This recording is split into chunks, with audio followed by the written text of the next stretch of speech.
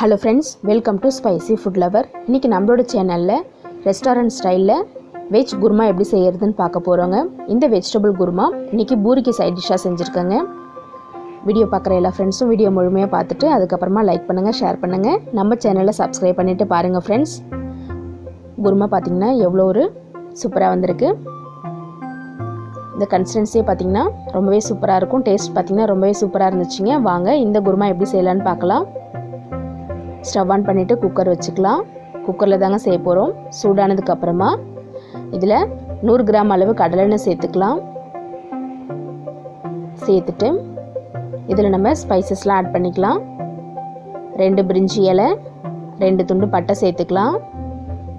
ஒரு 4 போல் ஏலக்காய் வாசனைக்காக சேர்த்துக்கலாம்.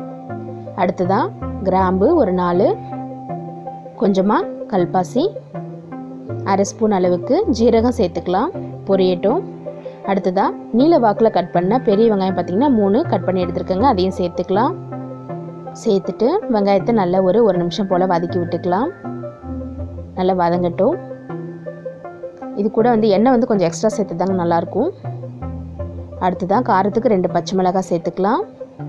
சேர்த்துட்டு பச்சை மிளகாயை நல்லா வதக்கி விட்டுக்கலாம். வதங்கட்டும். இஞ்சி பூண்டு விழுது 1 ஸ்பூன் அளவு இது கூடவே சேர்த்துக்கலாம். வெங்காயம் வதங்கும் போது இந்த இஞ்சி பூண்டு இதோட பச்சை வாசனை போகிற அளவு நல்லா வதங்கும். ஒரு ஸ்பூன் போதுங்க. ரொம்ப அதிகமாக சேர்த்தோன்னா டேஸ்ட் ரொம்ப மசாலாவாக இருக்கும். நல்லா இது போல் வதக்கி விட்டுக்குங்க. வெங்காயம் வதங்கினதுக்கப்புறமா 2 தக்காளி பழம் நீல வாக்கில் கட் பண்ணி எடுத்துருக்கேங்க. அந்த தக்காளி பழத்தையும் சேர்த்துக்கலாம். தக்காளி சேர்த்துட்டு தக்காளி பார்த்திங்கன்னா நல்லா மசிஞ்சு வரணும், அந்தளவு வதக்கி விட்டுக்கலாம். நல்லா அடுப்பை ஹை ஃப்ளேமில் வச்சுட்டு வதக்குங்க. ஃபஸ்ட் டைம் சமைக்கிறவங்களாம் வீடியோ முழுமையாக பாருங்கள் ஃப்ரெண்ட்ஸ். வெங்காயம் பார்த்திங்கன்னா வெங்காயம் தக்காளி நல்லா மசிஞ்சு வதங்கியிருக்கு. எண்ணெய்லாம் பிரிஞ்சு வந்திருக்கு பாருங்கள். நம்ம பிரியாணி செஞ்சாலும் இது போல் குருமா செஞ்சாலும் இது போல் வெங்காயம் தக்காளி நல்லா வதங்கி வரணுங்க. அப்போ தான் டேஸ்ட் நல்லாயிருக்கும். காய்கறி சேர்த்துக்கலாம். 2 கேரட்டை கட் பண்ணி எடுத்துருக்கேங்க. சேர்த்துட்டு அடுத்ததாக பீன்ஸ் ஒரு 20 போல் நறுக்கி எடுத்துருக்கேன். பீன்ஸையும் சேர்த்துக்கலாம்.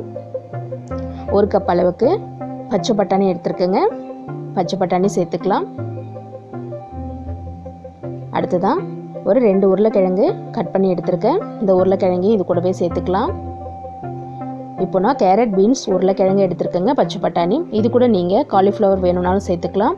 உங்களுக்கு பிடிச்ச போல் வெஜிடபிள்ஸ் ஆட் பண்ணிக்கலாம். சேர்த்துட்டு இந்த காய்கறியை நம்ம ஒரு 3 நிமிஷம் போல் நல்லா வதக்கி விட்டுக்கலாம். இது போல் நல்லா கலந்து விடுங்க. மசாலாவோட கலந்து விட்டுட்டு வதங்கட்டும்.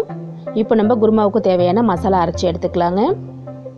வாங்க ஒரு மிக்ஸி ஜார் எடுத்துக்கலாம். இதில் துருவின தேங்காய் பார்த்திங்கன்னா 1 மூடி அளவு சேர்த்துருக்கேங்க, 1 கப்பு. அடுத்ததான் முந்திரி பருப்பு ஒரு 20 போல் எடுத்துருக்கேன். ஊற வச்ச கசகசா 1 ஸ்பூன் அளவு சேர்த்துக்கிறேங்க அந்த தண்ணியோடையே. சோம்பு பார்த்திங்கன்னா ஒரு 1/2 ஸ்பூன் அளவு சேர்த்துக்கலாம். கொஞ்சமாக இது கூட தண்ணி சேர்த்துட்டு நல்லா நைஸ் பேஸ்ட்டாக அரைச்சி எடுத்துக்கலாங்க. அரைச்சிக்கலாம். நம்மளுடைய மசாலா ரெடி ஆகிடுச்சிங்க. பாருங்கள், நல்லா இது போல் ஸ்மூத் பேஸ்ட்டாக அரைச்சி எடுத்துக்கலாம். ரெடி ஆகிடுச்சு மசாலா. அடுத்ததாக பார்த்திங்கன்னா நம்ம வதக்கி வச்சுக்க காய் நல்லா வதங்கியிருக்கு பாருங்கள். ரொம்ப கலர் மாறுற அளவு வதக்கிக்க தேவையில்லைங்க. ஓரளவு அரை பதம் வதக்குனா போதும். நல்லா வதங்கிடுச்சு. இப்போ நம்ம இதில் மசாலா பவுடர் சேர்த்துக்கலாம். காரத்துக்கு 1 ஸ்பூன் அளவு ரெட் சில்லி பவுடர் சேர்த்துக்கலாம். அடுத்ததாக 1 ஸ்பூன் அளவுக்கு மல்லிப்பொடி சேர்த்துக்கலாம். அடுத்து 1/4 டீஸ்பூன் அளவுக்கு மஞ்சள் தூள் சேர்த்துக்கலாம். அடுத்து 1/4 டீஸ்பூன் அளவுக்கு கரம் மசாலா பவுடர் சேர்த்துக்கலாம். இதுவே போதுங்க. சேர்த்துட்டு இந்த காய்கறியோட இந்த மசாலா நல்லா மிக்ஸ் ஆகுற மாதிரி கலந்து விட்டுக்கலாம். மெதுவாக நல்லா கலந்து விடுங்க. இது போல் நீங்கள் செஞ்சிங்கன்னா டேஸ்ட் பார்த்திங்கன்னா ரொம்பவே சூப்பராக இருக்குங்க. நல்லா கலந்துட்டு பாருங்கள், ஸ்பைசஸ்லாம் நல்லா காய்கறியோடு கலந்தாச்சு. சூப்பராக இருக்குது பாருங்கள் பார்க்கவே. இப்போ நம்ம அரைச்சி வச்ச மசாலா விழுதை இதோட சேர்த்துக்க போகிறோம். தேங்காய் இந்த கசகசா பேஸ்ட்டை இது கூட சேர்த்துக்கலாம். சேர்த்துட்டு இது கூடவே கொஞ்சம் தண்ணி கலந்து சேர்த்துக்கலாங்க. ஒரு 1/2 டம்ளர் தண்ணி சேர்த்துட்டு அந்த மிக்ஸி ஜார்லேயே அலசிட்டு இது கூட ஊற்றிக்குங்க. சேர்த்தாச்சு. இதை நம்ம நல்லா ஒரு தடவை கலந்து விட்டுக்கலாம்.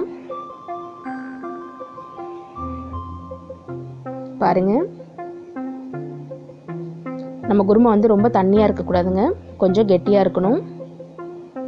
சேர்த்துட்டு இது கூடவே இப்போ தண்ணி ஒரு சொம்பளவு சேர்த்துருக்கேங்க, அதாவது 1/2 லிட்டர் அளவு தண்ணி சேர்த்துருக்கேன். உங்களுக்கு தண்ணி எக்ஸ்ட்ரா வேணும்னா நீங்கள் கொஞ்சம் எக்ஸ்ட்ரா சேர்த்துக்கலாம். ஆனால் குருமா வந்து கொஞ்சம் கெட்டியாக இருக்கணும், 1/2 லிட்டர் தான் எக்ஸ்ட்ரா தண்ணி சேர்த்துருக்கேன். இப்போது குருமாவுக்கு தேவையான அளவு உப்பு சேர்த்துக்கலாம். கல் உப்பு ஒரு 1½ ஸ்பூன் அளவு சேர்த்துருக்குங்க.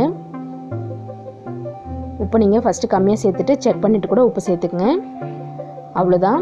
இது கூட பார்த்திங்கன்னா கொஞ்சமாக ஒரு கைப்பிடி அளவு மல்லித்தழை சேர்த்துட்டு இப்போ நம்ம குக்கரை மூடி விசில் விட்டு எடுக்க போகிறோங்க. நல்ல வாசனையாக இருக்கும் மல்லித்தழை சேர்க்கும் போது. குக்கரை மூடிடலாம். மூடிட்டு 3 விசில் விட்டு எடுத்துக்கலாம். ஓப்பன் பண்ணிவிட்டு நான் உங்களுக்கு காமிக்கிறேன்.